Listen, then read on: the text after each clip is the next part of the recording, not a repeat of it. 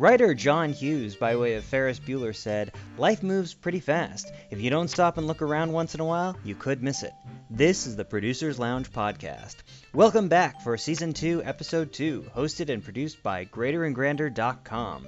On this week's episode, we're chatting with Norman Stiles, who has written and produced classic television episodes of PBS's Between the Lions and Sesame Street, including episodes such as Snuffleupagus' Reveal and The Passing of Mr. Hooper. Norman began as a worker in the welfare office of New York, but moved into his passion of comedy via the Merv Griffin Show, and helped make television history, becoming the head writer of Sesame Street and executive producer of Between the Lions. Here now is my conversation with Norman Stiles. All right, there we go. Okay. All right. So, when were you born? I was born in 1982. 1982. Yes. Okay. And I was born in 1942. Awesome. So you're now around the age I was when I was working at Sesame Street. Thanks. I my 39th birthday is actually coming up in a month or so. Yeah, right. Yeah. Yeah. And I'm just like, and honestly, like, you know, I'm obviously I'm a huge fan of yourself and people like you who worked in children's entertainment, and the idea of like, oh, I was your age when I was working at Sesame Street. I was like, oh, that's a great reminder. Thank you that I'm slowly getting old. No. Just think about it. When I hit 50, and people would tell me, "Oh, I'm about to be 30," and they would get upset, right? I would say to them, "Enjoy the hell out of your 30s," because it's the last time you're not going to think about how old you are. You're going to think about how young you are. When you hit 40, you start thinking about how old you are. Okay. So I've got 1 year to go. Yes, you do. Yes, you do. So thank you so much for sitting down to talk with me today. Well, you know, after looking at the website and seeing even the terms greater and grander, I am honored to be here. Why, thank you. That was part of the goal, is like getting to talk with people who have elevated the conversation in one way or another, being putting out something greater and grander than themselves. But yeah, I've been doing the website for a few years now. There's a bunch of different contributors on it on a bunch of different topics, and yeah, it's talking with people like yourself seemed like a natural progression. Oh, it's great. I noticed on the site that you have something like speakers. Are you a speakers bureau now? I'm not with the Speakers Bureau. I do do public speaking, and I've taught some classes, as also been some guest lecture stuff at like CSUN and USC and Chapman. Yeah. And I'd like to do more of that. It's just a question of like finding the right opportunities. So sure. Yeah. What about yourself? Are you also a public speaker, or? No, I haven't done it yet. I started to think about it about 10 or 15 years ago. And I put together a presentation. It was a friend of mine who actually suggested it. And I just couldn't get any traction from speakers bureaus, so I dropped it. Yeah. It's a tough market to get into. Yeah. So unless you're Beyonce, then you all doors are open. Yeah, no, I can't even pretend to be Beyonce. Not even in my imagination.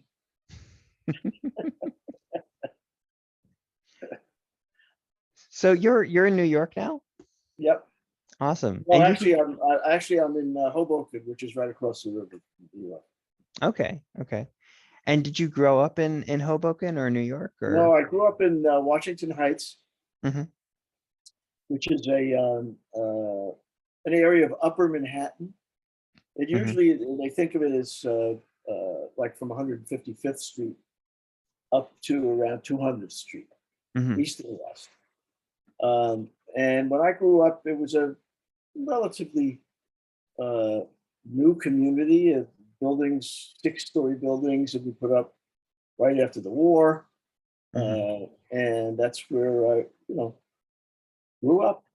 Yeah, I managed to squeak into Hunter College when they decided to try to help kids who had not lived up to their potential, shall we say. So they let me in on a provisional basis, and I managed to squeak through. So let me ask: when you were going to Hunter College, what were you looking at starting out? Did you want to start in the film industry, or? There was no such thing back then as courses in college in film and video. Well, there was no real, there wasn't video. So it would have been only film, or it could have been, it was so early television, but nothing was available. So, and, growing up a Jewish boy, the idea was from the very early age that I was going to be a surgeon. Wow. Yeah, I was going to be a surgeon because that's a good career. And I actually liked science, but when I was a really little kid, and before college, even in high school, I liked it. But when I got to college, it was a whole other thing. It was much more complex and required much more homework and all that sort of thing. And I just didn't get it. But I had declared my major, so I majored in zoology and minored in chemistry. Oh, wow. And they wouldn't let you. I did really badly at both. And so I knew very early on that I was not going to get into medical school. And I thought, well, maybe dental school. I'll try dentistry because they're doctors, but not, maybe they don't require as much. Anyway, I wasn't going to get into dental school either.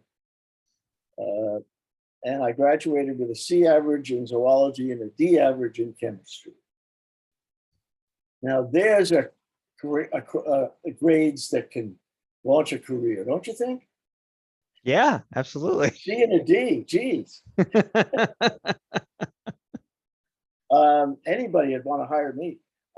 There was no real potential for jobs for me in that field. And right at that time, what was going on in the world was the Vietnam War was starting.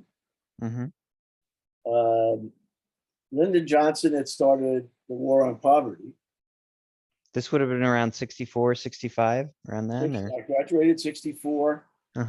So this would be 64, 65 exactly, because that's when I made this momentous move based on a friend of mine told me that the welfare department was hiring college graduates because they were expanding the workforce of people who were going to be caseworkers in the city welfare department. And they were paying $100 a week. Now, that was major. Oh, wow. For me.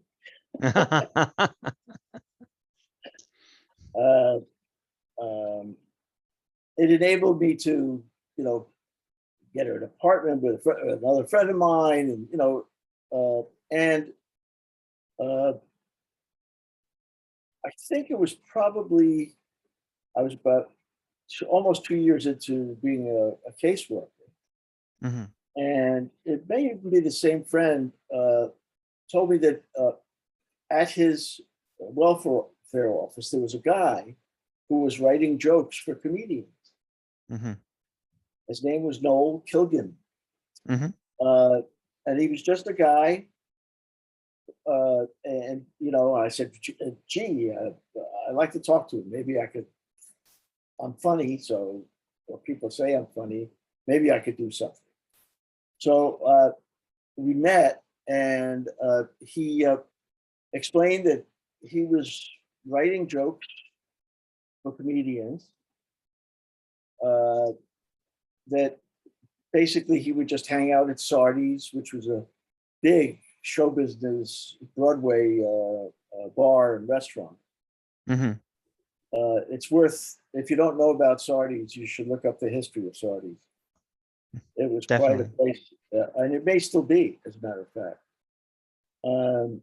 Everybody who was anybody on Broadway, or in television at the time, or radio, or even movies when they were in town, went to Sardi's. Anyway, Mull used to hang out there schmoozing. Mm-hmm. And he schmoozed some people who worked, who were on the Merv Griffin daytime show. Merv Griffin had a daytime show. Mm-hmm. And he would get lots of really great people, and he would also get some up and coming young comedians. So Noel was trying to hustle those guys. In the meantime, he had a job writing jokes for Allen and Rossi. You ever heard those names before? I assume that Allen is not Steve Allen. No. No, I'm not. It's not ringing a bell then. Okay, that's great. That's great. Marty Allen and Steve Rossi had an act, and they were very famous. Mm-hmm. Not as famous as Martin and Lewis, Jerry Lewis and Dean Martin, Mm-hmm. but Rossi was an Italian singer, just like Dean Martin. Handsome and all that sort of stuff. Marty Allen was a kind of a gnomish kind of person with wild, frizzy, dark hair that sort of went off to one side, almost like Gumby. And he kind of talked like this. And what they would do, besides having Steve sing some song or something like that, Steve Rossi would interview Marty Allen in one character, who would be in one character or another. Okay, he's interviewing a character. So it's things, it's Sid Caesar did it much better. Other people have done it better, but he had some funny jokes, and he was very silly. Mm-hmm. But they were big. Oh.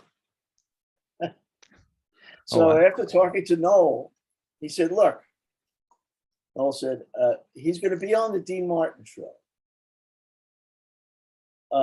And if you write some jokes, and if he chooses one, you'll get $10 a joke. Wow. For me, that was a big deal. When you're making $100 a week, you say, wow, if I could make, I don't know how much I could make, but even if I only sold one joke, that's $10. It's more than I have now. So he said, they're going to be doing a routine where Marty Allen says he's a lion tamer. And he'll be wearing, like lion tamer. Like the pith helmet and all that stuff. Yeah, the whole thing. Yeah. And Steve Rossi has questions, and he'll answer them. And in the back and forth, a joke happens. All right. So I wrote a bunch of jokes, and they actually bought 2 of them. And they used them on the Dean Martin show. Oh, wow. Now, for me, that was, I mean, come on. Yeah. That's the first time I ever sold anything. And for me, the great thing was I used to smoke cigarettes. And often I would reach the end of the week and I wouldn't have money for cigarettes. And this to me was like, wow, I can really get to cancer really quick now. Yeah, I imagine. Something, what I just said just now, I said to somebody else in another interview that I did recently. And if that was the first time, this is the second time I'm doing that joke. I hope to get to do that joke more often because I like it. It's a good joke. It's a good joke. Yeah. Yeah, it's a very good joke. Self-deprecating and all that stuff. So anyway, that was really the start of me even thinking about the possibility that I could maybe make a living at it, but I didn't really think I could. I continued to work with Noel for quite some time. Well, back then, 2 years is quite some time. Anyway, when you're younger, when I was younger, time seemed to go very slowly. As I get older, time seems to go much, much faster. Funny you mentioned that. I'm experiencing the same thing. Yes, I have young when I was younger, but it usually fades and you forget it. When you get older, you pay a lot more attention to time. Right simultaneously, Merv had signed a deal to do a late night show opposite Johnny Carson. Oh. On CBS. It was there was no way I was going to get a job at the Johnny Carson show, at the Tonight Show. I mean, first of all, I didn't have the confidence to even try. But when we finished,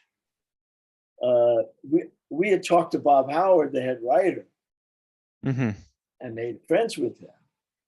And so anyway, we're at the Americana Hotel after the taping of this game show. By the way, I think, I could be wrong, but I think one of the actresses was Marsha Wallace. Remember from, if you don't remember, she was on Newhart.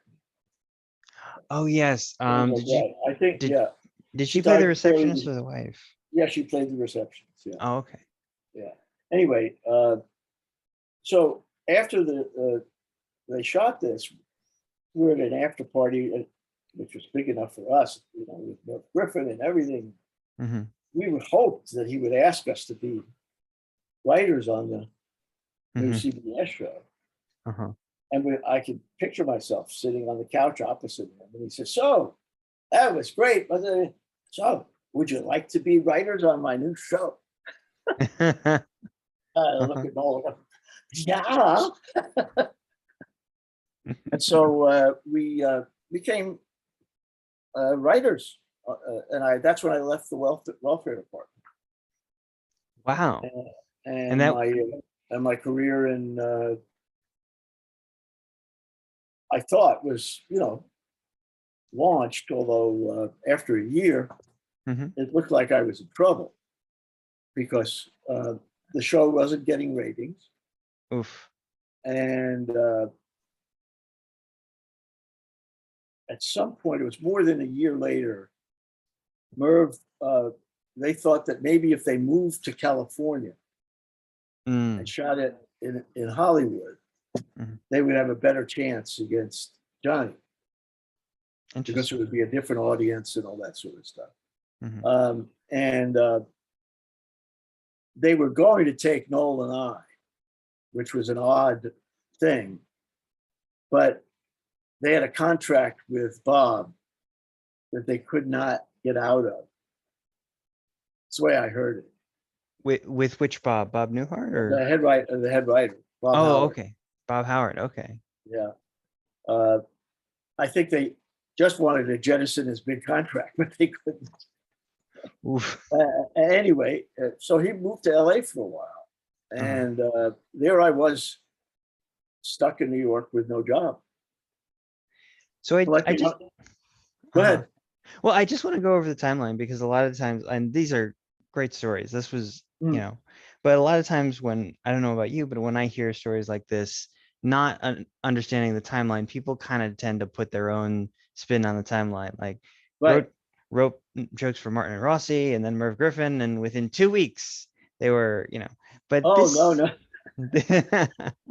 No. So the welfare department was 4 years, 4 or 5 years. Okay. Then came Merv, which was about a little over a year, I think. Right. Maybe not exactly. Then I was married in 1970. So this would be around 1970, 71. Unemployed, 72. And I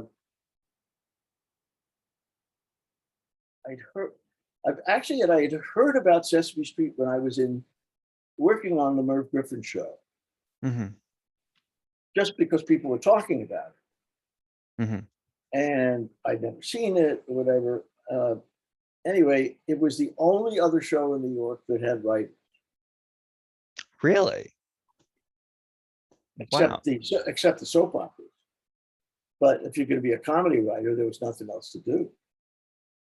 Wow. So yeah, this is it's really the beginning of when television becomes mass. It's towards the end of the beginning. Let's put it that way. Right. And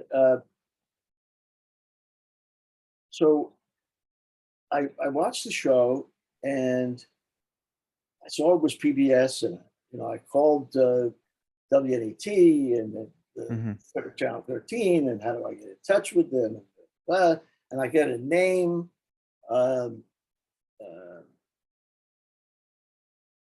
And I finally get through to Jeff Moss, who was head writer. And by the way, I don't know if anybody saw the documentary on Sesame Street. I highly recommend it. It's called Street Gang. Yeah, just won the Critics' Choice Award, 6th annual Critics' Choice Award. And it was on the Sundance Pick documentary. Oh, wow. But it's really about this, an enormous amount of behind the scenes footage. And this really tells the story of the beginning of Sesame Street and the important people at the very beginning. This before I got there. I'm in it, but I wasn't there at the beginning. So I was sort of the end of the beginning. Anyway, so I got through to Jeff Moss, and Jeff Moss. The reason I mentioned the documentary is because all documentaries have to choose what they show.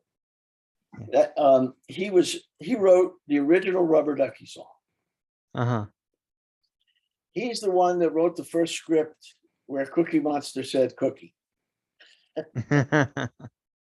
He wrote I Don't Want to Live on the Moon. He was a wonderful lyric writer, and he was the original head writer. And he was a great guy. And he didn't get due in the documentary, the due that he was due. He really deserved to be in it, and he wasn't in it. I don't blame the documentarians, but anyway. Was that because he's not around anymore, so no, they couldn't no. It happened because they had a particular story they picked out. All documentaries have to find a story to tell. Right. And to that story, they put all the facts of the documentary. And sometimes it's easy because it's the main character. But in our case, there were so many people involved. So how do you find a story? And the story they told was a great story, a true story of this, the original producer and one of the original creators of the show, John Stone, who was one of the original producers. He was a director. He was a writer. He worked with Jim Henson directly. He helped bring Jim Henson into the workshop. I mean, and he never really thought he got his props. Right. And it made him kind of a difficult guy to work with, which comes out in the. He could be great, right, but you never knew when the other side was going to rear its head. But anyway, it wasn't terrible. It was just, sometimes uncomfortable. Right. He wasn't like a yeller or a thrower like some of the people. He could say things. He would say things that could be hurtful. Right. Okay. And he did think he knew better than everybody else. But then if he saw something he liked, he wasn't afraid to say, I like it. And this is good. And I had the privilege of having one script. John said, I know he said it because I was told he said it, this is a good script. And that was the script I wrote when Mr. Hooper died. Yes. So John directed that. And that's what he said to the actors, I think. This is a good script. Well, it's just funny that you bring that up because it reminds me, and I understand that, some people are just difficult to work with sometimes. Some people have bad days. But it reminds me also of something about Walt Disney that I remember, because when he heard an idea that was really, really good, he wouldn't say, oh, this is amazing, or oh, this is great. He would just say, yep, that could be really good. And then everyone else had to just kind of work with that kind of attitude. Yeah, there were people like that. No, John was a laugher. If he thought something was, if something was funny, he would laugh. But he maybe rightfully so, he would always complain if I had something that was a particularly difficult thing for a puppet to do. When you're doing regular writing for live people, and you say, oh, when they reached and picked up a glass, they reached and pick up a glass. But when you say that to a puppet, well, they have to figure out how to do that. Yeah. Yeah, and they got to cut. If it's a really difficult move, they can't do it. And if it's really critically important to the punchline or the plot, oh my God. So he would be particularly upset about that. He would also get upset if there was things where puppets were just talking. He said, because all you're seeing is two heads with their lips moving. That's not good. That's not visually interesting. Action. He said, when all else fails, throw a puppet. Throw it. And actually, you touched on something I wanted to specifically bring up, and I definitely want to talk about the Mr. Hooper episode, but also you bring up something about certain people on Sesame Street didn't feel like they got their due, and I think a lot of people in my generation who are not necessarily in entertainment, they think Sesame Street, and they're for some reason think, oh yeah, Jim Henson created Sesame Street, when in actuality he was a hired gun on that. And yes, well, that's true, but Sesame Street was created by a team of people, and Henson was part of that team. If there's any issue I have with what you just said before, that people think Henson did it, not that you shouldn't have said it, but that a lot of people, not just your generation, a lot of people, even in my generation, used to think Henson created it. Is not that he didn't create it, but that he was part of a team. Right. Right. He wasn't the only person. And so I'm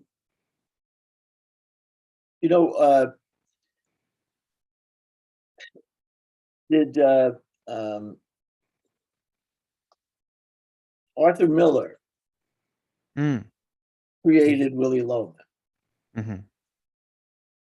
Yeah. But how many Willy Lomans have been on the stage? Many, many different Willy Lomans, played differently, with the same words and same direction. Mm-hmm. Right? And some were more successful than others, mm-hmm. because of what the actor did, or whatever it was. Mm-hmm. Well, so a writer writes something for a character. So I wrote the first script that the Count was in. Right. So often people say, well, you created the Count. I said, well, I conceived the Count. Mm-hmm. And Jerry Nelson brought the Count to life. It's almost like a marriage. Mm-hmm. We were the parents. But without Jerry doing the voice the way he did it, mm-hmm. it wouldn't have been the Count. It's collaborative, and a lot of people forget that. Yeah. Yes. Mm-hmm. Show business is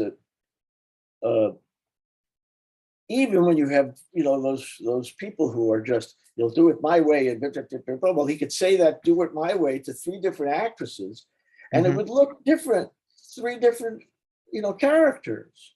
Yeah. I don't care how authoritarian the director is. It's just the actor brings it to life. That's period. End sentence.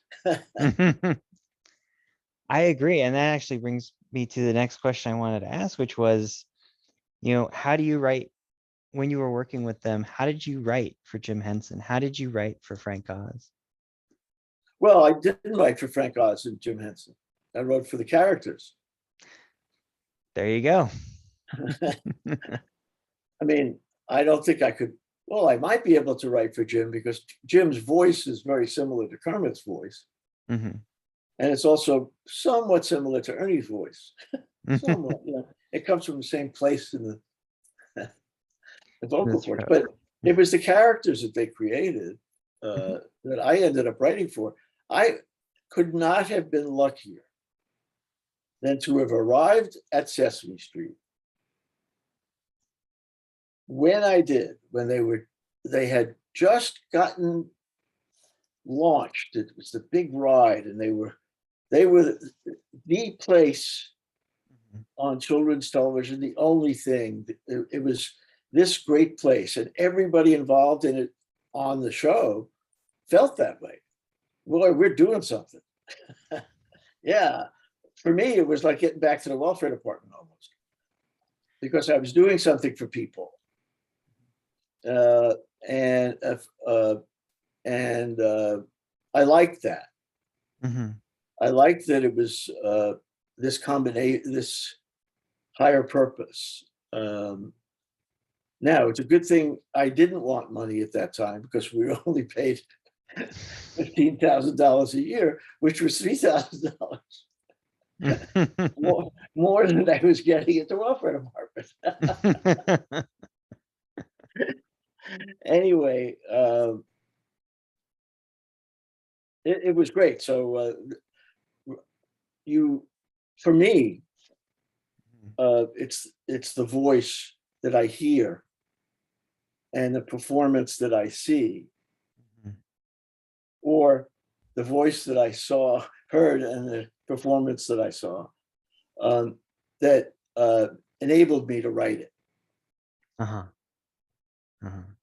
So I came when the cake was, there were a lot of, there was a cake almost.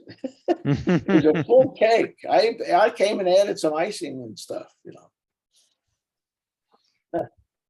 It was I was very, very lucky to have been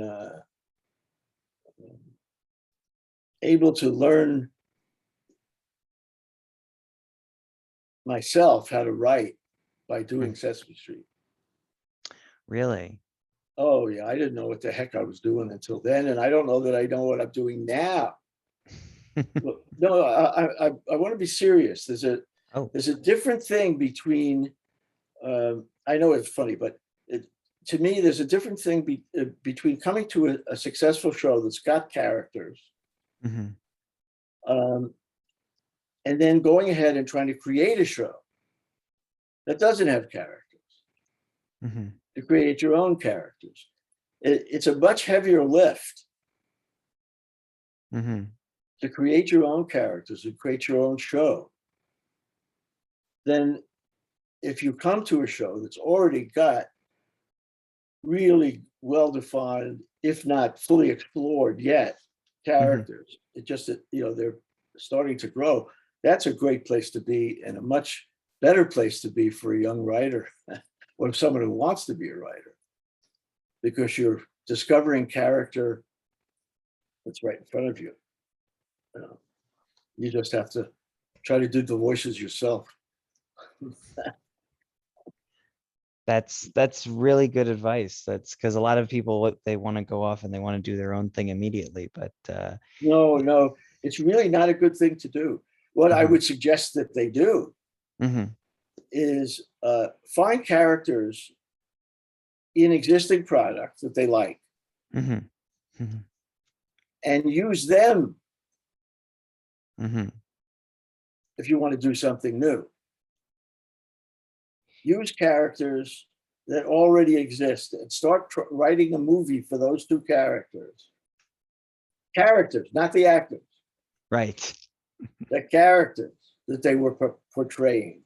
Say, for example, you like the Joker. Take the Joker and write a movie for the Joker. That's a different movie than the one that was written.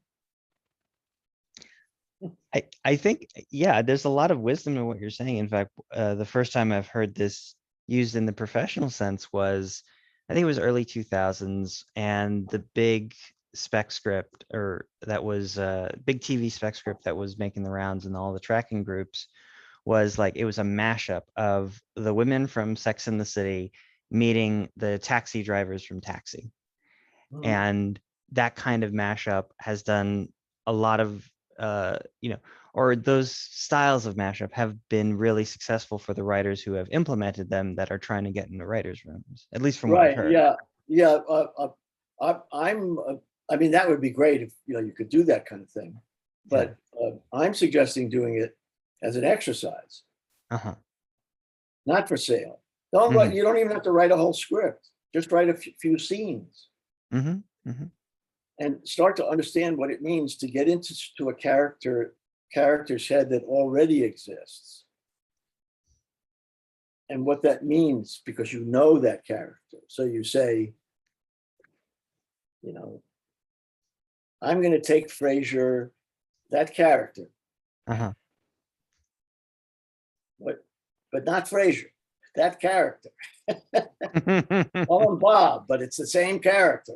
Got it? I got it. Yeah.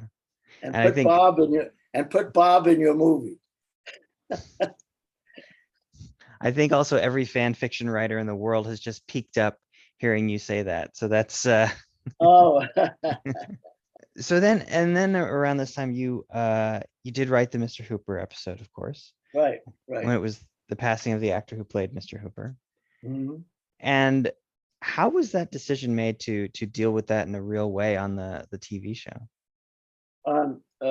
Sesame Street, always, everything we wrote was a collaboration between the people who knew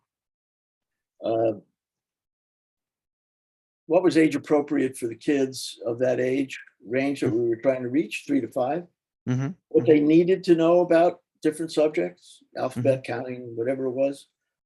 What is it about those letters that they needed to know? One, they needed to know what they look like. I need to know what the letter A sounds like. It can sound long, it can sound short, just the sound of it.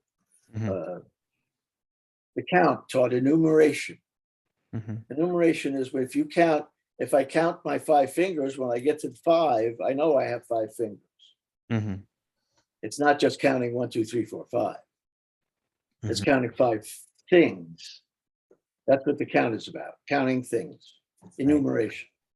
So the count wouldn't have existed had the curriculum not existed. Curriculum started everything. And that was true of Sesame Street, generally speaking. I would say 90% of the time, a segment or a character or whatever, a song, was generated through the curriculum first. Okay. So the same process happened with the Hooper Show. We before we went ahead and said we're going to do it, we talked to people about whether it was something that we could do on television. What would we say? What shouldn't we say? And we asked a lot of people who know this age group, know what's age appropriate, know what their emotional situation is, what their emotional development is, how they see things, like something like death. Do they feel? Does someone who's 3 years old feel this the same way we do as adults? The answer to that is no. They don't.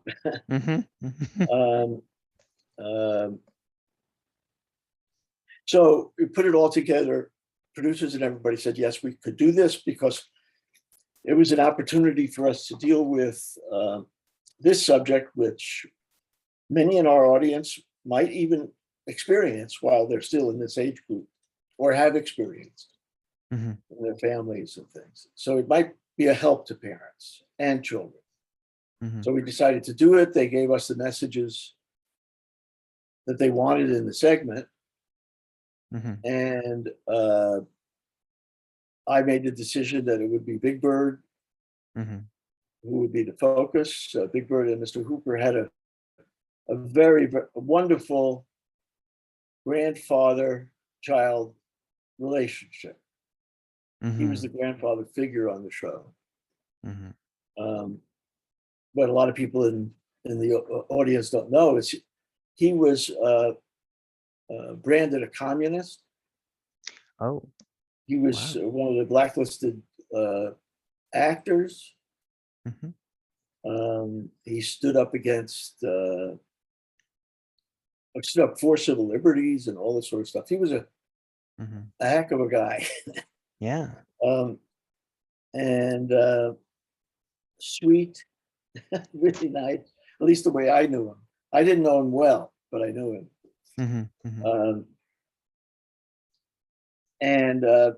So his relationship with Big Bird was one that he would just roll his eyes, and he had these wonderful eyes. You know, our grown-ups on the show were allowed to react in those kinds of ways, the way a regular adult would react, without putting the person down. You know, if the character did something a little outrageous, you know, they would, you know. Well, also we were allowed to have our characters do things that are outrageous, but that's another story.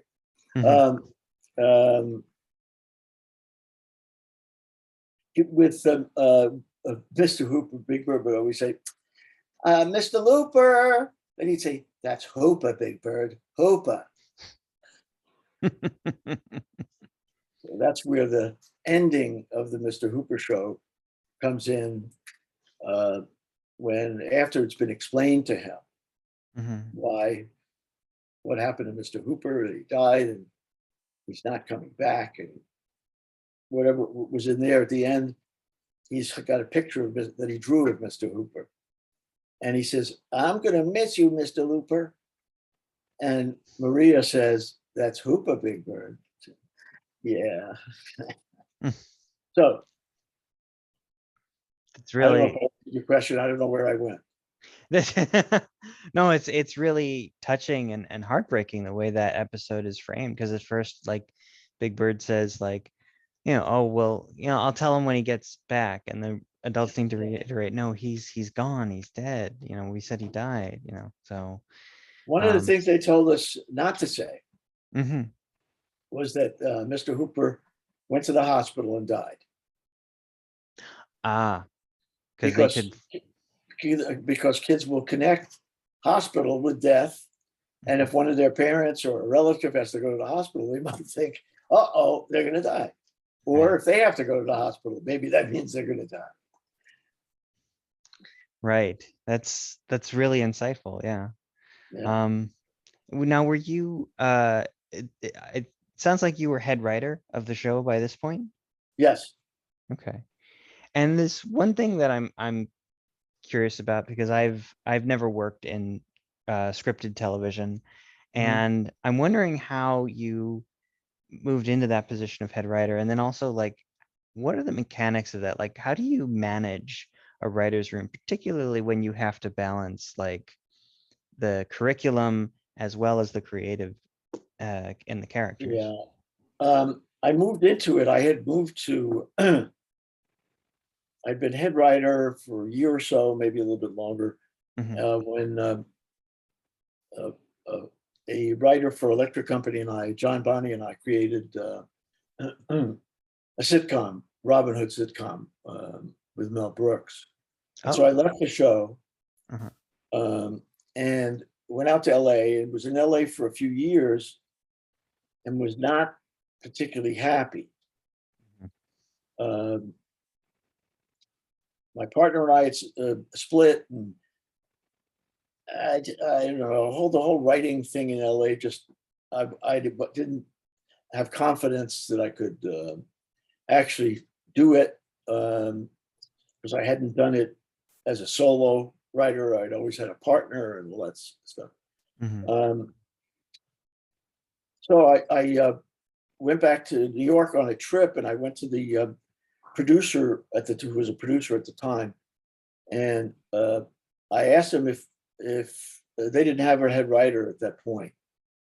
I think he was doing the job, something like that. I don't remember. Jeff Moss had moved on. Jeff Moss had moved on when I became head writer. Oh, okay. And he actually left the show. And then I became a head writer. But his name was Al Hislop, was his name, and he said, yes, absolutely, you can. We'd love to have you come back. I said, but I don't want to do it full time yet. I said, I'll do it. I'll come back for a certain period of time.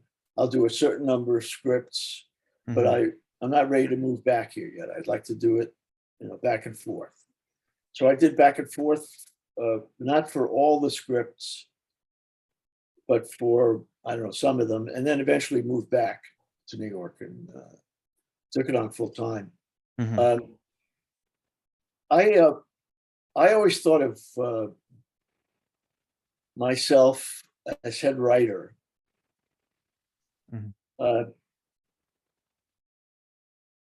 as a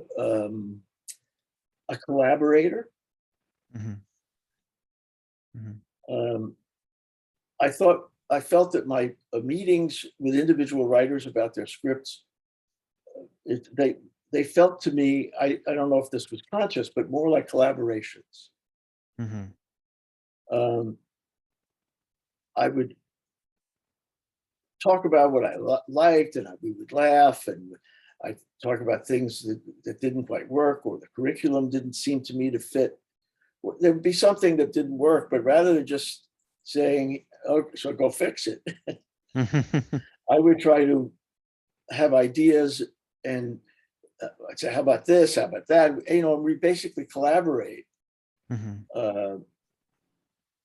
And we would do that on story beforehand, what the script was going to be about. And on the first draft and the second draft. So, and more often it might just be a line or two or whatever it was, if anything. But if there was rewriting to be done, they would go off and do the rewrite. But right now, every Tuesday, it started, I think, around in the February of the pandemic.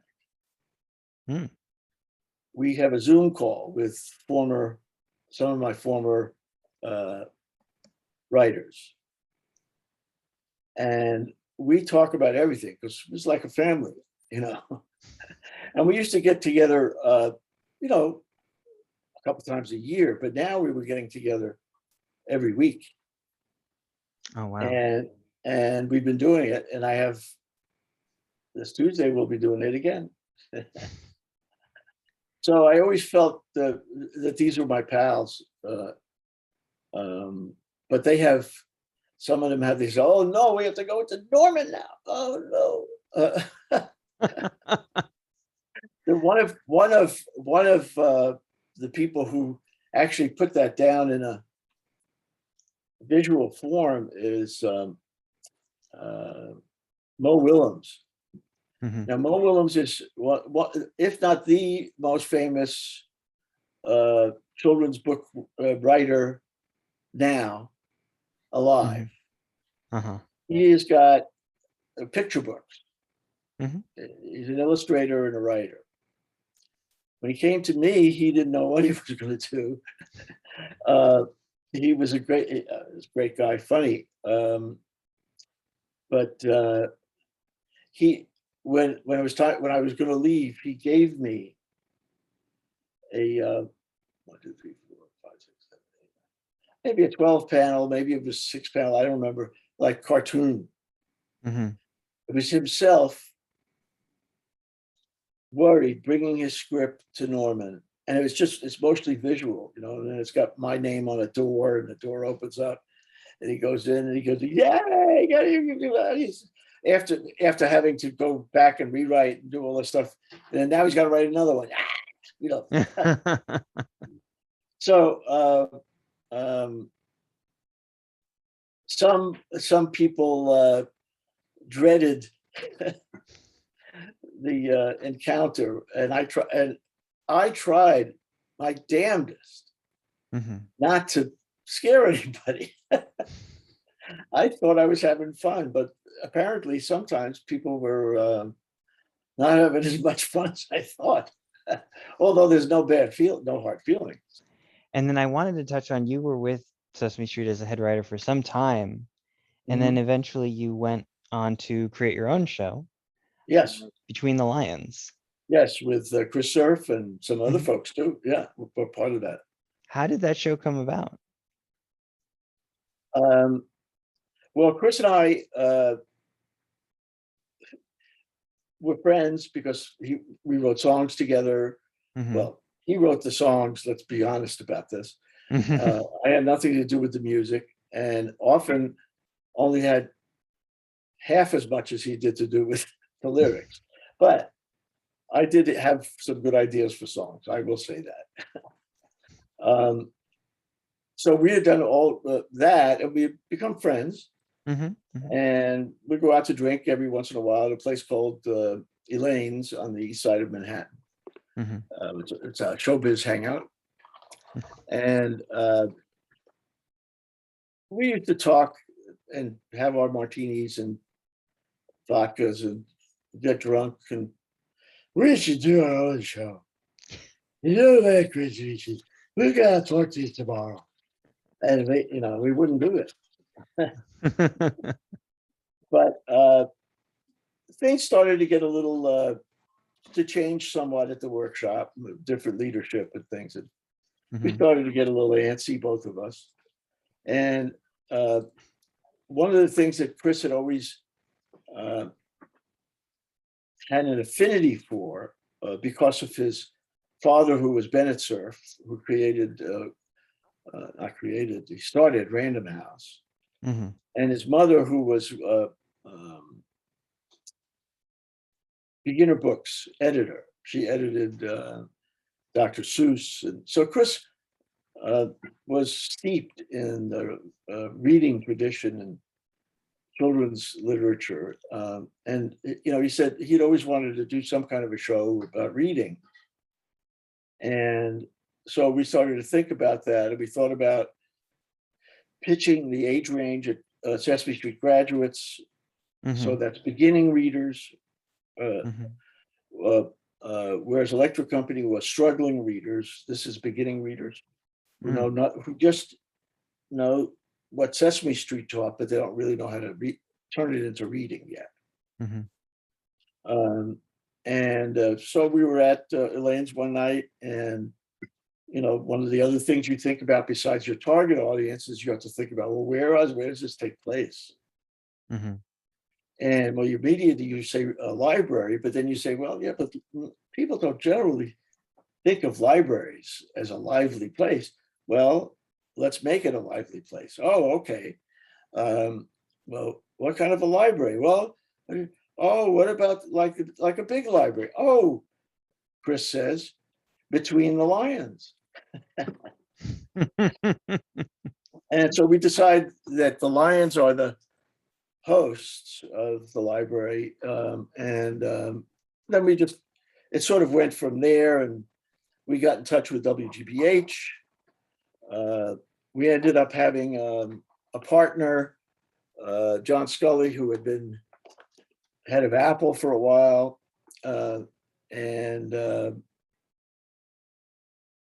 We got to produce the show, or co-produce it with WGBH. And a lot of people don't realize that is it's a pun, but it works on multiple levels, because between the lines versus between the lions. Right. And then also, if I recall correctly, the New York Central Library has 2 big lion statues out front. Yeah, that's the point. Yeah. and actually, they're not the only library that has it. Many libraries around the country. The Morgan Library downtown has them. Library lions are pretty, I don't know if they're ubiquitous, but maybe they're just ubiquitous, not ubiquitous. 2/3 of ubiquitous.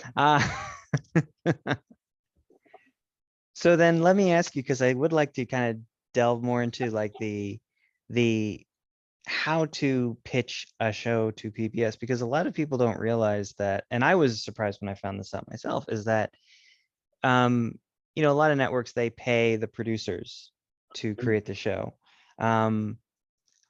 NBC pays the producers, but then with PBS, it's a very reverse process where the networks, the individual affiliates, will pay to produce a show, and then they have to pay PBS for the privilege of airing the show until they can get to a point where they can sell the show to multiple affiliates. Have I got that right, or is that a little off? I'm not sure. It's not really a network in the same way that, at least it wasn't conceived as a regular network. The stations were supposed to have more power, but if you don't have a central power, you can't tell them when to broadcast it. Right. You can't have this sort of common time and common rollout. So that's one of the things that affects the thing. You have most of the shows that are produced for PBS, as far as I know, are produced by are created by individual creators who bring who pitch their idea to a sponsoring station, and the sponsoring station brings them to PBS. Right? Now, you also have to raise money. So if you just have, often the sponsoring station we'll also try to bring along some funding.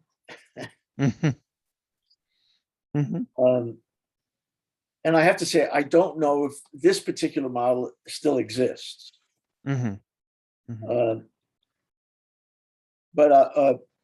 So, for example, I know Sonia Manzano, who played Maria on Sesame Street, has a new show on PBS that she just got produced. It's an animation called, my brain will go, Maya's Way, M-A-Y-A Way. And it's about a little girl growing up in the Bronx. Sonia was once a little girl growing up in the Bronx, so you know where that came from. Anyway, she had been trying to get this done for quite some time. And she managed to connect with the Fred Rogers Company. And Fred Rogers Company has a separate producing arm. And that producing arm is headed by a guy named Paul Siefkin. And they liked it. I don't know how it's financed because I didn't listen to it at the very beginning to see who was funding it. But they brought it directly, I believe, to PBS, or it's possible they went through KQED in Pittsburgh. So that's generally the way it happens. It's very complex. Generally speaking, funding, nonprofit funding doesn't continue.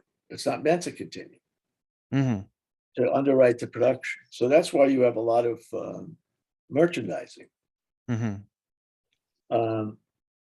But that ends up being a double-edged sword, because if you don't have enough sales in toys and you want to boost that sale in toys, you might say, you know, let's give so-and-so a magical bugle.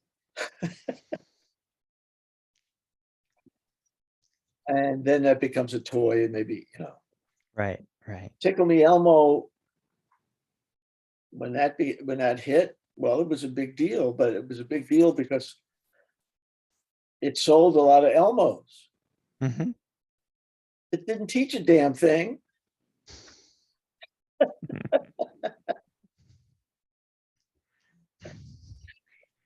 And it didn't even say, tickle me with all 5 of your fingers. Well, you can't say that because some kids don't have 5 fingers. But anyway. And yeah, and if I heard a story that Between the Lions had a similar situation happen with the merchandising, where you guys pre-sold the merchandising rights, and that covered the production for 2 years, and then afterwards it didn't cover it, and the show was in jeopardy. Yes, that's exactly what happened.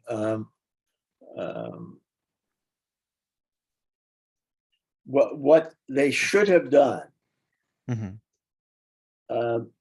is not rolled out the product right away, because then they wouldn't have had the losses right away.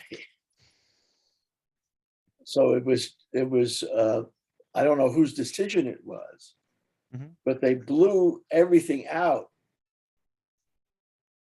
and there was no way you were going to make all that money back right away. It was going to take a while. So people should have been a little bit more patient to allow the show to grow. Unfortunately, it didn't grow big enough. So, but we managed to last quite some time on much reduced budget, much reduced number of shows. We shot in Mississippi, which was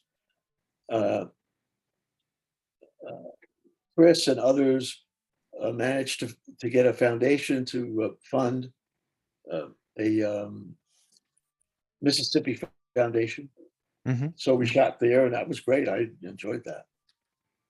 Yeah, and Mississippi, a lot of people now may look down on Mississippi, but that's actually where Jim Henson's originally from, if I'm not mistaken. Yeah. Mm-hmm. Yeah, there's a museum there. Yeah. So I am curious with Between the Lions. Nowadays, if you pitch a kid show, you have to have artwork and curriculum and all that. How much did you go in with the pitch for Between the Lions? Oh, we went in with a lot. Oh. Yeah, Michael Frith was our art director. He's brilliant. Uh-huh. And he was also one of the executive producers. Brilliant artist.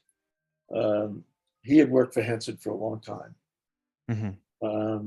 And so we had drawings and all sorts of things. We didn't have the full curriculum, but having a full curriculum is not necessary at that stage. Mm-hmm. Having the characters and all of that was essential, and the notion that we were going to teach pre-reading and some ideas for how we would do it. Mm-hmm. Beginning reading, not pre-reading. So the curriculum was developed after the show was greenlit. Okay. That was my memory. We might have had some preliminary work done on the curriculum. We had curriculum advisors that were, cream of the crop at the beginning. No, they were at both ends of the reading spectrum, whole language and phonics. And they worked together beautifully. The two advisors, Marilyn Adams, Dorothy Strickland, and others. So let me ask one. I know we're over time, but let me ask just one last question. If you could go back and to 1971 or 1969 and give yourself one piece of advice, what would it be? Don't be so hard on yourself, and take a little time when you're right. Don't try to be so fast.